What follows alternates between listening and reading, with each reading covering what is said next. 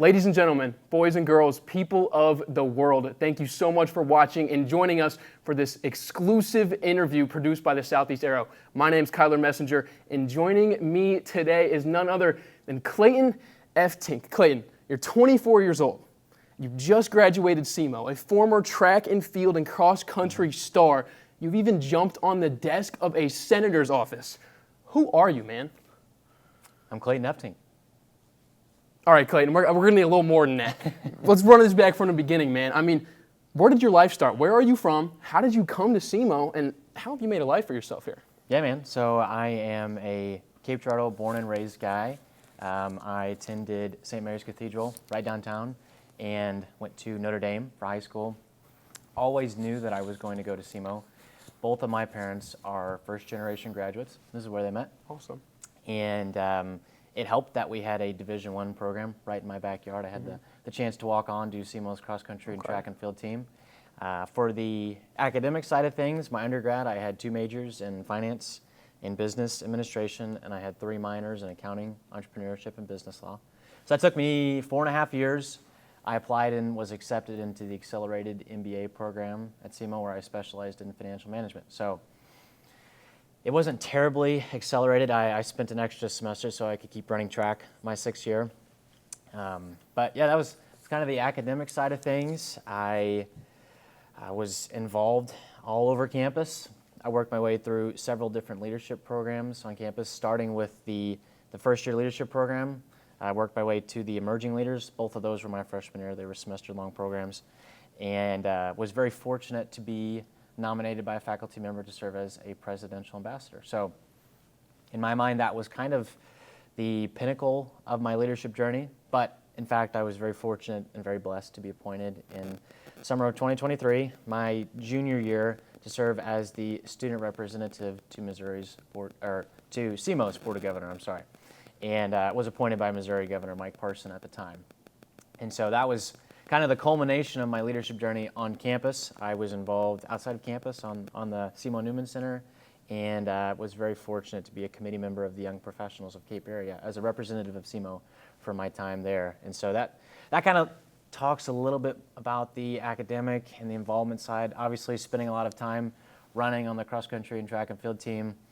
Outside of that, I always like to take it a little bit less professional to a little more personal. I like to talk about hobbies, and so I used to be pretty good at ping pong. Still pretty okay at ping pong. All right. And I grew up mowing lawns with my dad, and so I still mow a couple lawns with my dad, and I especially enjoy mowing our lawns. So I have way too many pictures of grass in my camera roll. What would you say the first time you mowed grass was? What age were you? Oh, I was not strong enough to push a push mower up a hill, so I was probably in, I don't know, 5th grade. You've been working, man. My arms were like this on the push mower, so. Very cool. You've been working all your life. You have all these leadership positions at SEMO. You said 2 majors and 3 minors? So you're a hard worker. You can absolutely say that. Let's talk a little bit more about your leadership stuff at SEMO just before we talk about what you've done in the real world and what kind of accomplishments you've made. Why do you want to be a leader? You came in as a freshman and you were part of the freshman leadership group. Why? And then how have you kind of grown as a leader? So I think I've just been very fortunate to have a wonderful support system with my family, my teachers at St. Mary's, at Notre Dame, at SEMO, all of the people that enable me to be here and to lead. And so I think it's kind of funny that some things also happen by chance. So my freshman year, I was walking across to the UC to have Panda Express with my buddy Justin Splitt, and there was a group of people tabling right outside the UC, and they were like, "Hey, here's a pamphlet for the first-year leadership program. We would love for you to join us." And I was like, "Okay, Justin, I'll go if you go." And I did. We agreed to go together, and I truly think that none of this would have happened had I not had that pamphlet, had I not said yes, had I not been there in that moment. And so I think, certain things are just a blessing from above, a miracle, and we just keep saying yes. I'm a big saying yes to opportunities kind of a guy, And so the opportunity to lead has been a blessing, and I hope that I've done a good job within the role. So tell me a little bit more about what you've done here at SEMO, inside of these roles, how you've grown as a student, but as a person at SEMO as well. Tell me the SEMO side of things. So yeah, I mean, the biggest one would be my 2-year term on SEMO's Board of Governors. And that was one of the most incredible opportunities I've ever been fortunate enough to receive. I had the chance to represent every single student on campus, and so I was very involved, different touch points, the athletic side of things, academic side of things in the College of Business, the Newman Center, different clubs, organizations across campus. And so through all of my different interactions on the daily, I was able to start forming opinions and sharing those with the board when we make big decisions on tuition or room and board fees or whatever else, academic changes, whatever may be coming up on the docket. I did my best to be informed and share those opinions with our board. Very cool. So we're here for one reason, essentially, to talk to you. But we're here for a reason. You've been a part of a big project. You've been a part of a proposal. I would like to tell everybody the beginning, the middle, and the end of this whole story. We're going to start at the beginning, though. So from my understanding, you have turned a school research project into an actual proposal that has been sent to government officials in Missouri and the United States. Start from the beginning. I mean, what class were you in where you had a research project? You got the idea? Just start from the beginning.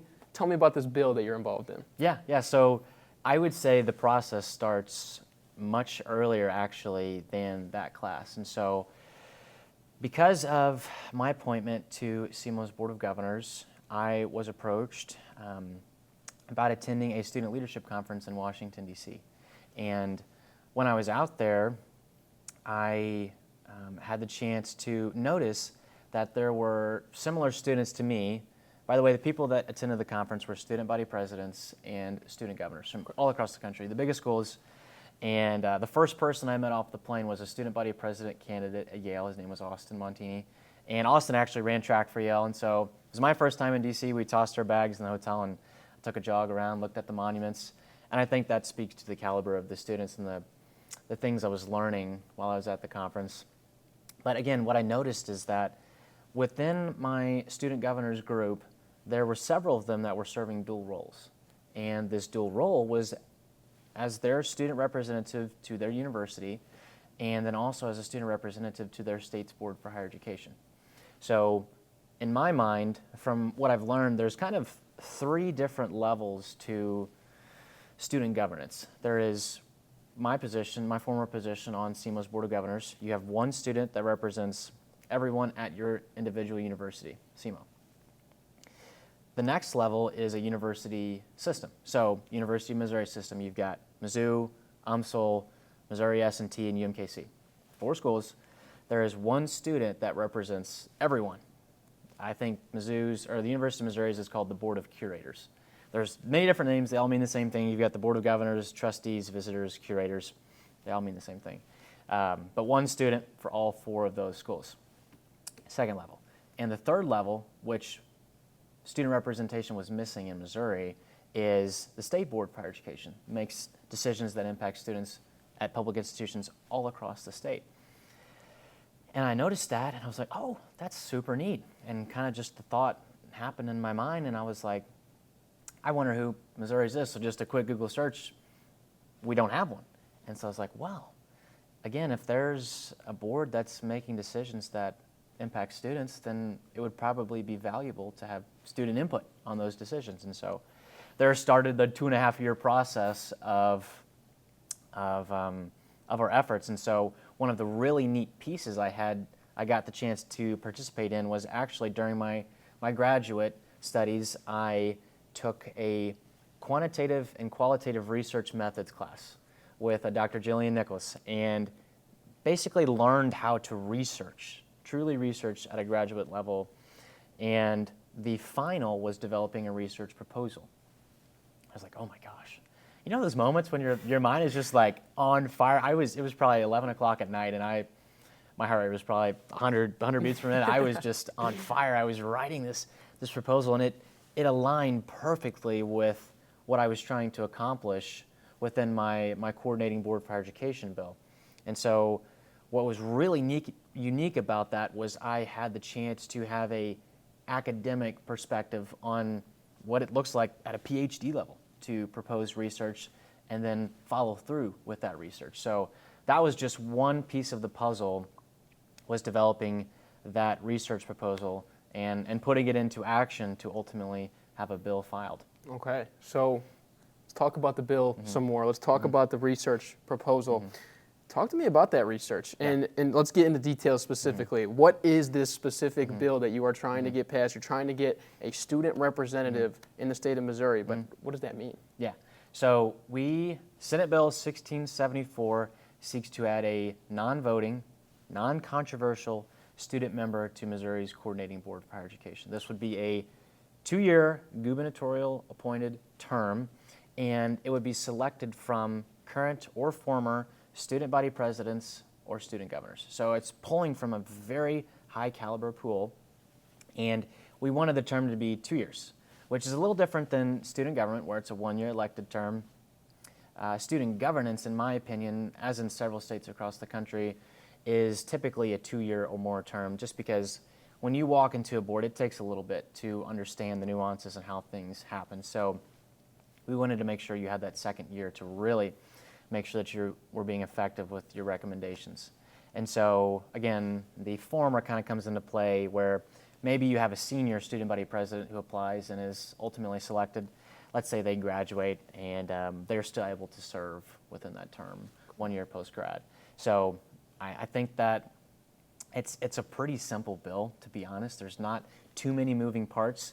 The only thing that we ran into as a recommendation early on was we need to make sure that this position is not dominated by one of the bigger universities in our state. And so one of the guide rails, very simply, that we put in was that the position needed to rotate universities. So let's say one of the big universities in the state, let's say they're the first student appointed. It would take 3 terms before they could be reappointed again. So 6 years before they could have one of their students on the board. Okay. So I think that was really the only roadblock we ran into early, and we were able to solve that pretty quickly. Very cool. So how does getting a bill work? How does that process work? I've never personally been involved in trying to get a bill passed. You're inspiring me. Maybe I'll, after this, see what I can figure out. No, I'm just kidding. But who has to approve it? How does that process work? Can you explain that for us and the viewers a little more? Yeah, so similar to you and the viewers, I am a finance major. I don't have any political science background, and it was 100% a learning process for me as well. And I was very, very fortunate to have great leadership, great mentorship. One of the people that I was able to connect with along the way was former St. Louis, Missouri Senator John Dolan. And I noticed that it was in the early 2000s, John had actually filed a bill to give student governors, my position, voting power in the state of Missouri. And so I knew that he had a little bit of knowledge in the area. And so I reached out to one of my very good friends in St. Louis. Her name is Mrs. Sue Rector. And I said, Mrs. Sue, do you happen to know John Dolan? She was like, of course I know John. And I was like, of course you know John. But ever since then, we've worked for the last 2 years on the different things, the different steps that have to happen before we file that bill. So to kind of answer your question, how do we file that bill? It looks like you have to have an official draft written up. And so when we went to Jeff City this February, the first thing we did was we made sure to get downstairs to the Senate research analyst, and they were essentially wrote a 6-page draft for our bill. And I learned in that process just how specific and nitpicky you have to be. Like, obviously it's going to be Missouri law, so you really need to have your stuff ironed out. And I just thought that was really neat, seeing all of the fine details that go into it. But once you move from the draft, then you have to have someone actually sponsor it. Okay. And so I had some wonderful conversations with my Senator Jamie Berger, and he was really excited about the possibility of including students on this high caliber of a board, and filed it that day. As soon as we brought it to him, He was like, absolutely, we're interested. And so that's essentially the very long story short of what it looked like. So run me through that personally. You're working on this for 2+ years. Jamie Berger officially sponsors. I mean, how did that meeting work? How did that make you feel? Yeah, so one of the things I learned was just how long this process takes. I mean, we're used to things in the classroom, things in our lives being quick, short form content. I mean, it's immediate, right? And that's not at all how it works. It takes lots of conversations, lots of meetings, lots of time spent in research, several emails, several texts, several phone calls, and ultimately to have the opportunity to travel up to Jefferson City. I mean, I met with several legislators on both sides of the aisle, had support from both sides, which was really, really cool to see that. I mean, it meant everything to me. It was kind of a validation of the effort that myself, my professors, and all the people who had supported me through this process. It was, again, just that moment of like, wow. I remember the phone call from Mrs. Heather McNally, his chief of staff. She called me. She's like, hey, Clayton, Senator Berger has officially filed this. And for me, that was just like, wow. I was elated. I was so happy. And it was just, again, a culmination of a couple of years' worth of work. So where are we now in this process? The bill has been created, it's been drafted, it's been finalized, it's been sponsored now. When we're filming this, it's the end of May. When you guys are seeing this, it'll be mid-June. Where is it now, and what's next? How do we keep moving? What does Jamie Berger do with it continuously? How do you stay on top of it continuously? Yeah, so the way that we stay on top of it, the way that we keep it moving, and where it's at now is we were able to file it in, I want to say probably March, late February, early March is when it was officially filed. And through that process, the legislators working on tons of other things. The budget's one of the big ones. Right. And, higher education, there was a lot of conversations around higher education this year. And this bill, I guess, it kind of got caught in the flow of things. And so nothing happened by the end of the session, May 15th. And that's typical. What I've learned is that's typical. And it can take a couple years to get a full bill passed. And so one of the approaches that Senator Dolan recommended to me was, hey, let's file this as an official bill. We may be able to, if there is another bill with a little bit more momentum, a little bit more consensus, we can actually attach this as an amendment to that bill. Okay. And so we were constantly watching to see if that was going to come through this session. Nothing materialized, and that's okay. So again, we're out of session right now. Pre-filing is December 1st. And so one of the things that I've been encouraged to do is actually to get support on both the House and the Senate side. So, for example, let's say if Senator Berger is interested in sponsoring this again in the Senate, we can have that going at the same time as an individual that may be interested in sponsoring it in the House. That way we have it progressing through both sides, allows it to move through a little bit faster. So. Okay. How do you personally plan to stay on top of this process? I mean, this is kind of a two-part question. What's next for you, right? You just graduated from SEMO, so what are you planning to do, and are you planning to continue this project? This is your passion project, or are you going to keep trying to get this bill passed? Yeah, so I think what I'm excited to do, and what I've had the opportunity to do, is build relationships through my student government experience at SEMO. And so different individuals, if they're interested in having conversations with their legislators, students on campus, I'm more than happy to say, hey, here's all the work that's been done. You're more than willing to take it on. If that happens, I am more than happy to have the conversations to just say, hey, let's file it again. Let's see if there's any momentum within higher education. I'm happy to do that. But what's next for me is I've accepted a role at Cuba Financial Group here in town. It's a local wealth management firm. Great people. Awesome. Really excited to start there later this summer. And so I'll be focused on building those type of relationships. But certainly I have a younger sister, Lauren, who is going into her junior year, and she's been involved on campus through the track team, the Newman Center. She's an accounting major, so Beta Alpha Psi, different organizations on campus. And so maybe that's something that she is interested in, or students like her. So I think, the relationships there, the relationships that I've had at my student leadership conferences. I will actually be speaking in Washington, D.C. We'll be up there the week of the 4th of July. So experiencing the nation's 250th in the nation's capital will be very unique. So I'll still definitely be staying in touch with with that industry. That's so cool. So you're taking the finance profession route, at least for now. That's the way you're going. Let's talk about the legislative journey, a little bit about what you've gone through, though. I mean, you had 2 majors and 3 different minors. You've seen so many parts of the world, and some of them have clearly been interesting enough for you to even propose your own bill. What was that legislative journey like, and are you looking to maybe continue that someday? Who have you met? What's that process been like? Yeah, that's a great question. So my legislative journey, I guess you could say, started actually probably 2 years ago. At that same Washington, D.C. conference, I had the chance to take a tour of the Capitol with my Congressman Jason Smith's office. And it was simply just an opportunity for me to really get to see what the Capitol looks like. At the end of that tour, Mr. Grayson Donnellan, one of his staffers, said, "Hey, Clayton, would you be interested in a congressional internship?"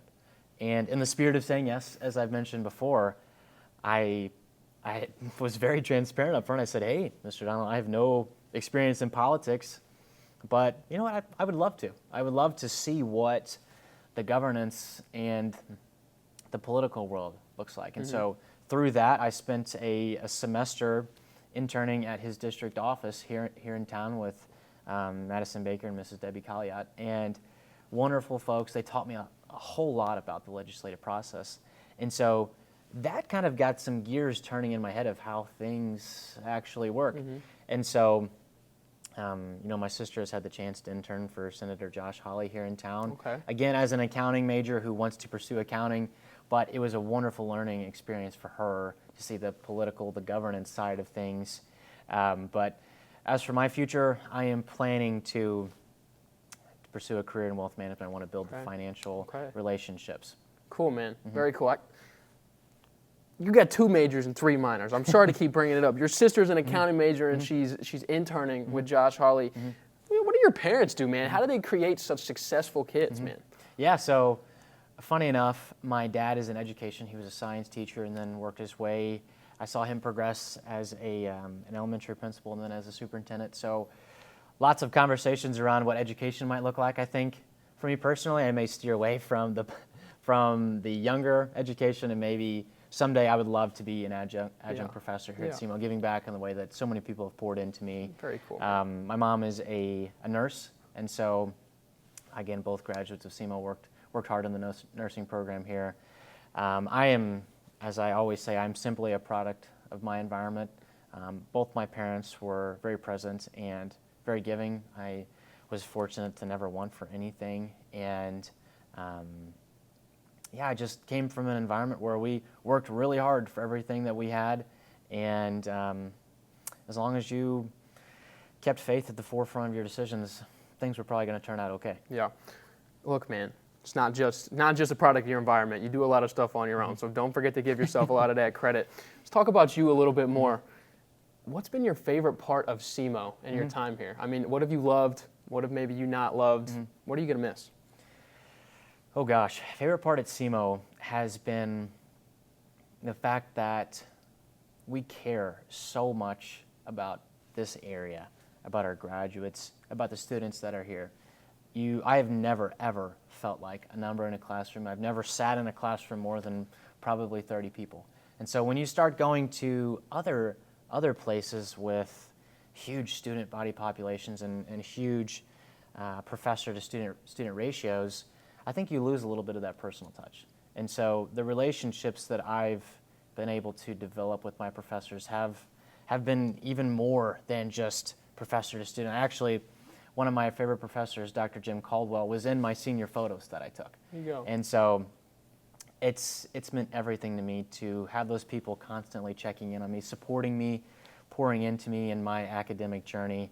So I would say that, my favorite thing about SEMO has been the support system that we have here, but also the encouragement to say yes, to take on opportunities, and they enable you, empower you to do so.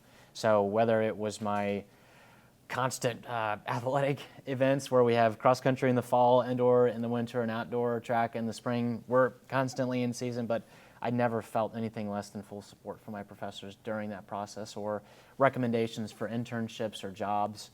It's been an environment of support and I've loved every moment of it. Very cool. Very cool, man. Now, I got one question that backtracks us just a little bit, and I apologize, but I just thought of it.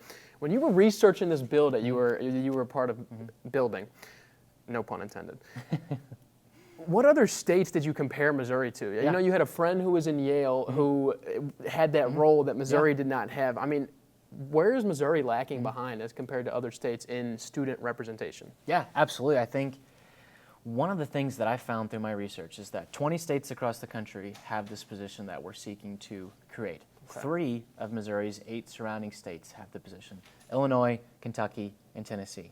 Interestingly enough, Illinois actually has 2 students that sit on their board. They have a graduate student and an undergraduate student. I was like, okay, makes sense.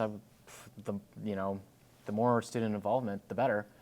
But definitely, that's where I noticed. I was like, okay, we've got 3 states around us, 20 across the country. This is just simply a step for us to kind of break even, to make sure that we are on par with other states across the country. Subjective question, but the bill didn't get passed this go around. Do you see this being something that Missouri does get on the right side of someday soon? Yeah, I mean, I think what we'll have to have is a clear vehicle for this bill to be attached to. So we need folks, legislators that are interested in higher education. And so I do believe that there is always going to be investment in our young people, because those young people are going to go out into the workforce. They're going to generate tax dollars. That's how the government works, right? And so I believe that investment in higher education is always going to be important, and I think that we've elected people that also keep that in mind. So yes, I would say whether it's this past session, the next session, or the session after that, there will be movement on this. Very cool. Clayton, I got one more question for you, man. For students around the world, maybe trying to be like you, maybe trying to get their name in a bill, or just trying to make an impact, what would you say to them to get their name out there, to get hard work done? What's your message to students your age and students who are just around the world? So I would say my message is to say yes. Say yes to opportunities. I've been very fortunate to say yes to that pamphlet my freshman year. I've been very fortunate to say yes to being appointed as the student governor. I've been very fortunate to take on an opportunity to say yes to proposing research for this. Funny enough, when I was up there in Jeff City lobbying for the bill, we were up there for 2 days meeting with several legislators. I was in Senator Nick Shore's office and just having conversation, and they said, "Hey, Clayton, you're a track athlete for SEMO. You're an athletic guy. Can you jump on Senator Nick Shore's desk?"